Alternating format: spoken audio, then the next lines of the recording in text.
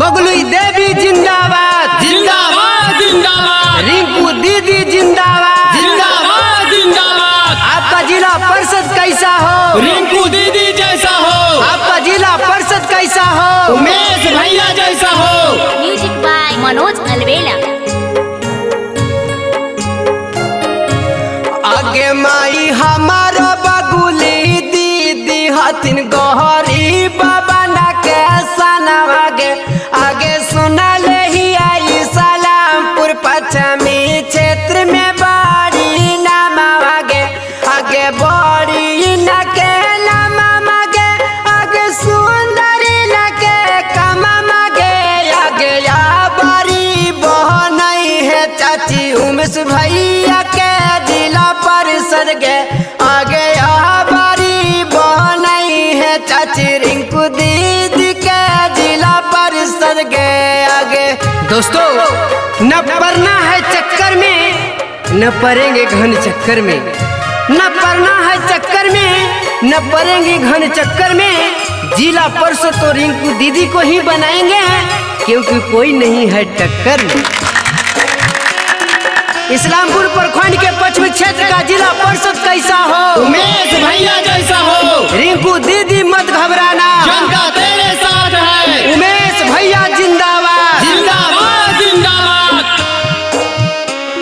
आगे मही दिलावा के साफ होथिन मानमा के साचा गे आगे सब उम्मीदवारवा से रिंकू दीदी अच्छा गे आगे मानमा के साचा गे आगे दिलावा के अच्छा गे आगे सुना ले ही आई सलामपुर पश्चिमी क्षेत्र में ही ना के नाम आगे आगे बड़ी बहनई है चाची उमेश भैया के जिला परिषद के आगे। दोस्तों सूखे हुए वृक्ष को पानी से पटाना है, सूखे हुए वृक्ष को पानी से पटाना है और प्रखंड इस्लामपुर में जिला परिषद बगलुई देवी को बनाना है। उमेश भैया मत घबराना, जनता तेरे साथ है। आगे माही रासना की रासन दे थुन इंदराया सगे आगे रिंकू दीदी के जीताई है चाची कर थुन विकास गे आगे कर थुन विकास दीदी कर सगे आगे सुना ले ही आई सलामपुर पश्चिमी क्षेत्र में आगे बड़ी बहनई है चाची उमेश भैया के जिला परिषद के आगे।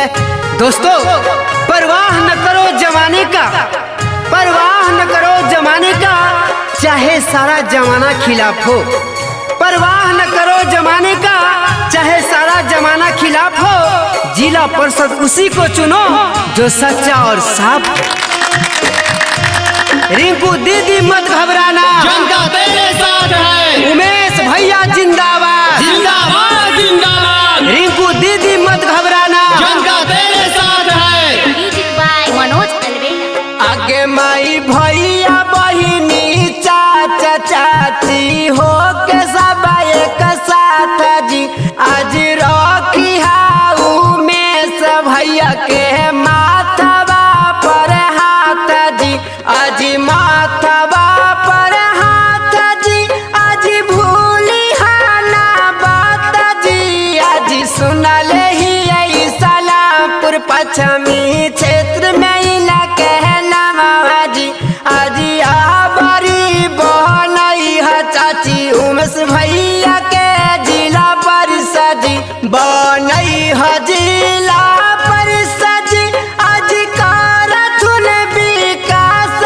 जी आज सुना ले ही आई सलामपुर पश्चिमी क्षेत्र में ही ना कहना जी आज बड़ी बहनई है चाची रिंकू दीदी के जिला परिषद आज बड़ी बहनई है चाची उमेश भैया के जिला पर सजिया जी। Music by Manoj अलवेला।